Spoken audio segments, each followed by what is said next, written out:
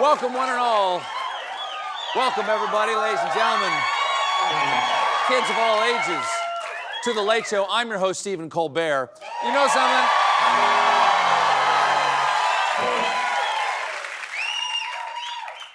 You know something? No, you don't. Because things cannot be known anymore. What you thought you knew is just history. Especially history, because the Smithsonian has now removed Trump from the impeachment exhibit in the American History Museum. Oh, now you care what's in the American History Museum. Where was that enthusiasm when Dad worked so hard to plan the family trip to D.C.? Here's what happened. The Smithsonian has got a long-standing exhibit on presidential impeachment.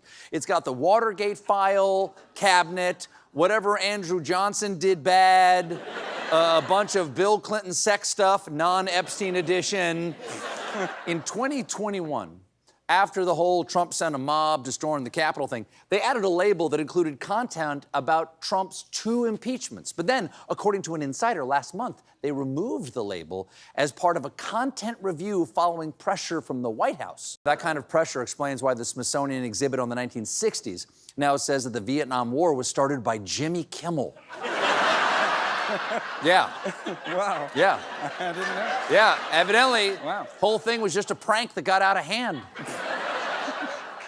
But now that the Trump impeachments have been yanked, the exhibit says only 3 presidents have seriously faced removal. Come on! If you're gonna completely make up presidential history, make it fun. Like this. Zachary Taylor's favorite meat was squirrel. It used to be a delicacy, but we don't eat it now because of woke. Can we go back? Can we go back over here? Can we go back over here? Am I supposed to high-five them? I don't understand. Please tell me I'm supposed to high-five them. There you go. Yeah. Speaking of stuffing reality down the old dum-dum hole, on Friday, we got the most recent jobs report, and it turns out just 73,000 jobs were added last month, and in June, the U.S. added less than 20,000 jobs, meaning Trump just delivered the worst 3 months of job growth since the pandemic. He's taken us back to COVID now. That explains why he's growing sourdough starter around his ankles. Now, there you go. There you go. Delicious. No, delicious. When he heard about this employment crisis, Trump sprang into action and fired the head of the Bureau of Labor Statistics. No! No, you fool! Now there's one less job. Don't you see? You fell into her trap. But it makes sense. He fires anyone who gives him bad news. Mr. Dr. Cardiologist, you clearly rigged my cholesterol to be 1,000 and said my blood type was aioli. You're fired. I happen to know it's honey mustard. Here's the problem with this. Having people in the government who know stuff is pretty important. If Trump starts fudging the job numbers, it could backfire by eroding the trust of investors, companies, and organizations. Because civilization needs numbers. Ask the Sumerians.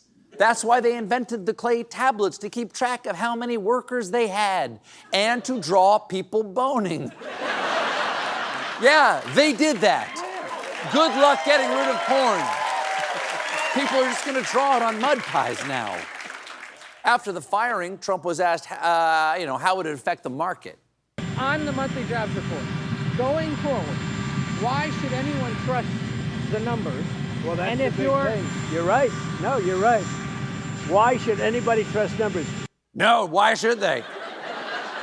No, it's true. You can't trust numbers. 1 is the loneliest. 3 is a magic number, and I'm hearing absolutely terrible things about 7 regarding the mysterious disappearance of 9. 6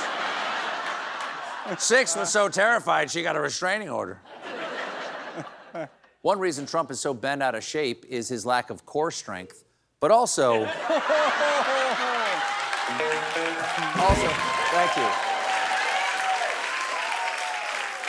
But also, Biden's job numbers were really good. So to defend the firing that he did last week, Trump deployed head of the Economic Council and man who just got dumped into LensCrafters, Kevin Hassett. Hassett went on what historians call TV to explain why these numbers have got to be wrong. Do you have any hard evidence that these numbers were wrong? Yeah, there is very hard evidence that we're looking at the biggest revision since 1968. Are you going to present if that you look evidence? at the number itself, it is the evidence. But you're saying it's an outlier, it's not evidence, Mr. Hassett. It's a historically important outlier. It's something that's unprecedented. Still so unprecedented it's still that not I've been looking at evidence, it for though. 40 years, and I'm like, it must be a typo.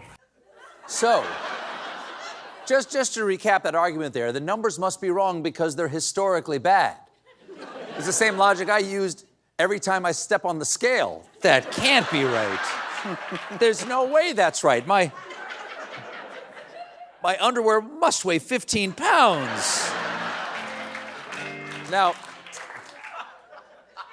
it's time for another presidential fun fact. Millard Fillmore invented waffles when he sat on a pancake and it got a bunch of grooves. He had a very strange butt.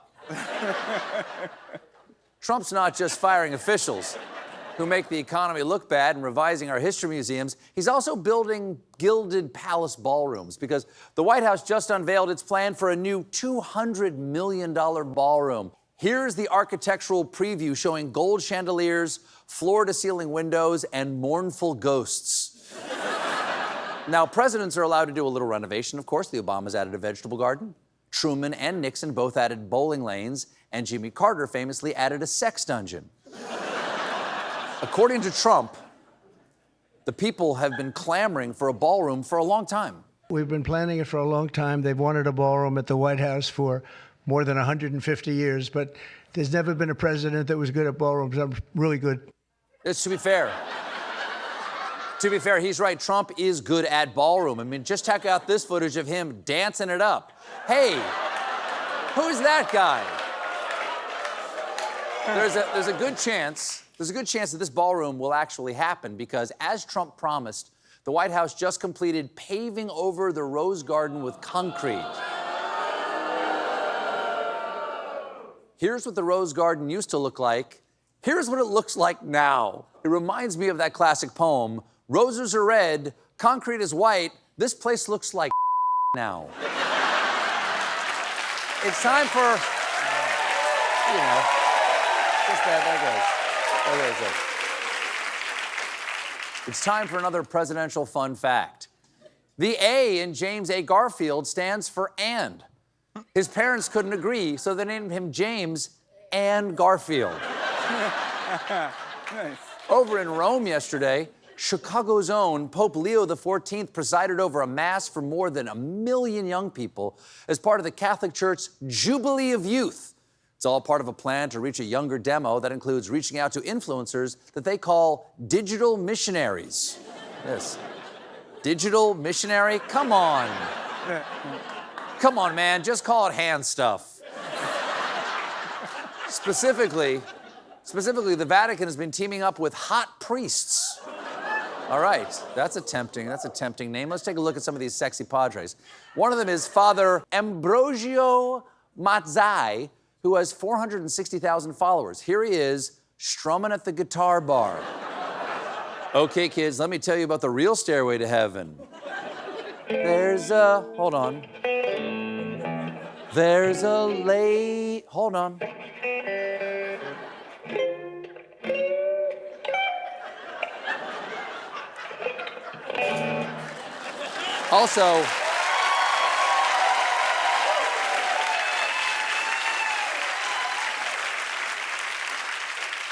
Also, can we see that again? That is an awful lot of liquor behind him.